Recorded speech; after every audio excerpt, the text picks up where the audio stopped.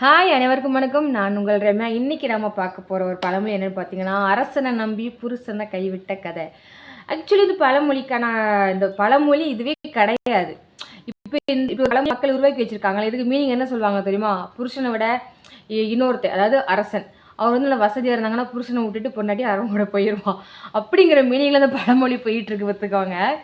ஆனால் இதுக்கான பழமொழி இது கிடையாது. இது பார்த்தீங்கன்னா, அரசை நம்பி புருஷனை கைவிட்ட கதை. அரசுங்கிறது அரச மரத்தை குறிக்குது. இந்த பழமொழிக்கான விளக்கத்தை தான் நம்ம இன்றைக்கி பார்க்க போகிறோம். அதுக்கான கதையை சொல்கிறேன், நல்லா கேட்டுக்கோங்க. ஒரு ஊரில் கணவன் மனைவி நல்ல வசதி வாய்ப்பு செல்வ செழிப்போடு சும்மா ஜம்முன்னு இருக்காங்க. ஆனால் அவங்களுக்கு திருமணமாகி 11 வருடங்கள் ஆகியும் அவங்களுக்கு வந்து குழந்தையே இல்லை. குழந்தை இல்லாத கவலை தான் அவங்களுக்கு தவிர மற்றபடி வேறு எந்த கவலையுமே அவங்களுக்கு கிடையாது. அந்த சமயம் அவங்க ஊரில் ஒரு திருவிழா ஒன்று வருது. அந்த திருவிழாவை நடத்தி வைக்கிறதுக்காக எங்கேருந்தோ ஒரு சாமியார், நல்ல பவர்ஃபுல்லான சாமியாரை வந்து கூப்பிட்டுட்டு வராங்க அந்த ஊரில் உள்ளவங்கெல்லாம். அந்த சாமியார் என்ன சொன்னாலும் அது நடக்குமா, நடக்க போகிறது முன்கூட்டியும் சொல்லுவாராம். ஒரு சில பிரச்சனைகளுக்கு சில பரிகாரங்களை சொல்லுவாங்களாம். அந்த பரிகாரத்தை செஞ்சால் அவர் சொன்ன மாதிரியே செஞ்சாங்கன்னா கண்டிப்பாக அந்த பிரச்சனையிலேருந்து அவங்களுக்கு தீர்வு வந்துடும், அவங்க வேண்டுதலெல்லாம் நிறைவேறிடும் அப்படிங்கிறது வந்து மக்களுடைய நம்பிக்கை. இந்த அம்மாவை என்ன பண்ணுறாங்கன்னா, நம்மளுக்கு தான் குழந்தை இல்லைல்ல, நம்ம வந்து சாமியார்கிட்ட போய் கேட்போம் அப்படின்னு சொல்லிட்டு அந்த சாமியார்கிட்ட போய், இது எனக்கு இத்தனை வருஷம் ஆகி எனக்கு 11 வருஷம் ஆகுது, எனக்கு வந்து குழந்தை இல்லை, அதுக்கு ஏதாவது பரிகாரம் சொல்லுங்கள் அப்படின்னு சொல்லி சாமியார்கிட்ட அந்த அம்மா கேட்குறாங்க. அப்போ சாமியார் சொல்கிறாரா, அவங்க ஊரில் அரச மரத்து பிள்ளையார் இருக்கார்ல, அரச மரத்தில் பிள்ளையார் இருப்பார்ல, நீ என்ன பண்ணுற, தினமும் காலையில் போய் குளிச்சுட்டு நல்லா குளத்துல ஒரு 11 முங்கி எழுந்திரிச்சிட்டு பிள்ளையாருக்கு ஒரு 11 குடம் தண்ணி எடுத்து ஊற்றிட்டு அப்படியே அதுக்கு அங்கே இருக்க அரச மரத்தை ஒரு 11 தடவை நீ சுற்றணும். சுற்றிட்டு தான் நீ அப்புறம் வீட்டில் போய் அதுக்கப்புறம் தான் நீ மற்ற வேலையெல்லாம் பார்க்கணும். நீ இதை சுத்தபத்தமாக பண்ணணும் அப்படிங்கிற மாதிரி சொல்லி முடிச்சிட்டாரான் சாமியார். இப்படி இப்போ ஒரு 6 மாதம் இதை பண்ணனா 6 மாதம் நீ தொடர்ந்து பண்ணிக்கிட்டே இரு, உனக்கு அப்போவே உனக்கு வந்து குழந்தை தங்கிடும். கண்டிப்பாக உனக்கு நான் அடுத்த வருஷம் அந்த கோயில் திருவிழா வரும்போது உனக்கு கண்டிப்பாக குழந்தை பாக்கியம் இருக்கும் அப்படிங்கிற மாதிரி சொல்லிட்டாரு சாமியார். இந்த அம்மா இவர் சொன்ன மாதிரி எல்லாம் பண்ணிகிட்ருக்காங்க. 2 மாதம் ஆகுது, 3 மாதம் ஆகுது, 5 மாதம் ஆகுது, 6 மாதம் ஆகுது, பரிகாரமே பண்ணி முடிச்சாச்சு. அதுக்கப்புறமும் நாட்கள் போயிட்டே இருக்குது. ஆனால் இந்த அம்மாவுக்கு பார்த்திங்கன்னா குழந்தை பாக்கியமே இல்லை. அவர் சொன்னது என்ன, அந்த 6 மாதத்துலேயே உனக்கு குழந்தை வந்து கண்டிப்பாக தங்கிடும் அப்படின்னு சொல்லியிருந்தாரு இல்லையா. ஆனால் அந்த அம்மாவுக்கு குழந்தை தங்கவே இல்லை.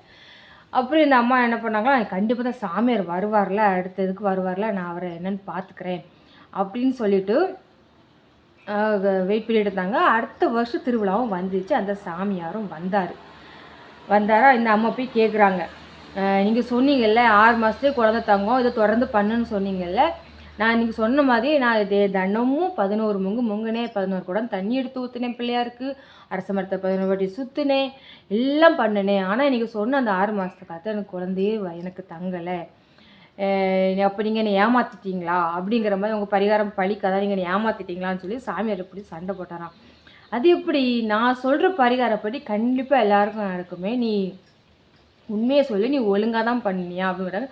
இல்லை நான் ஒழுங்காக தான் பண்ணேன் அப்படின்னு. அவள் சுத்தபத்தமாக தான் நீங்கள் தண்ணியெல்லாம் எடுத்து ஊற்றுனியா அப்படின்னு சொல்லி கேட்டாங்களாம்.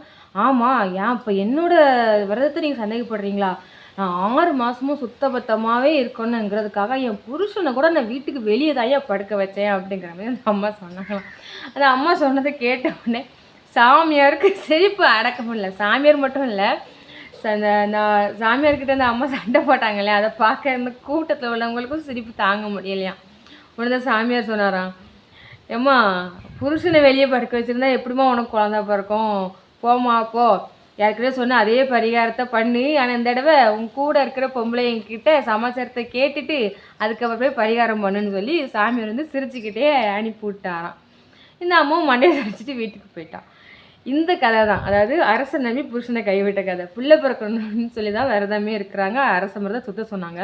ஆனால் அரச மரத்தை சுற்றினாலே போதும், புருஷனை வெளியே படுக்க வச்சுட்டா குழந்தை பிறந்துடும் அப்படிங்கிற ஒரு தாட்டில் இந்த அம்மா இருந்ததுனால தான் இந்த பழமொழி உருவானுச்சு அப்படிங்கிற மாதிரி கதையில் சொல்லியிருக்காங்க. இது உங்களுக்கு புரியுதா? ஆனால் இப்போ மக்கள் சொல்லி வச்சுருக்காங்களே ஒரு பழமொழி, அரசனை நம்பி புருஷனை கைவிட்டது. அதாவது ஒரு காரியத்தை நம்பி அதாவது ஒரு சின்ன விஷயம் வந்து நம்ம கையில் இருக்கும். இதுவே நம்மளுக்கு போதுமானதாக தான் இருக்கும், இதுவே நம்மளுக்கு ஃபுல்ஃபில்லாக தான் இருக்கும்.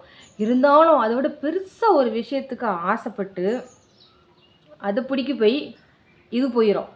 அது கொஞ்ச நாள் இருக்கும், அப்புறம் அதுவும் நம்மளை விட்டு போயிடும். அப்புறம் நம்ம தனிமரமாக நிற்கணும். எனக்கு என்னமோ இப்போ மக்கள் சொல்லி வச்சுருக்காங்க இல்லையா, அரசனை நம்பி புருஷனை கைவிட்ட கதை. இப்போ இது நம்மளோட நாட்டு நடப்பில் இப்போ இந்த பழமொழி தான் கரெக்டாக இருக்கும்னு எனக்கு தோணுது. ஏன்னா நம்ம நிறைய விஷயங்களை பார்க்குறோம், கேட்குறோம், ஒரு சில இடத்துலலாம் நடக்குது இல்லையா. அதனால் இப்போ உள்ள சம்பவங்களுக்கு மக்கள் உருவாக்கின இந்த அரசனை நம்பி புருஷனை கைவிட்ட கதை கண்டிப்பாக செட் ஆகுங்க. உங்களுக்கும் சொல்கிறது புரியும்னு நினைக்கிறேன். சரி, ஓகே, நம்ம நாளைக்கு அடுத்த பழமொழியில் பார்க்கலாம். தேங்க்யூ.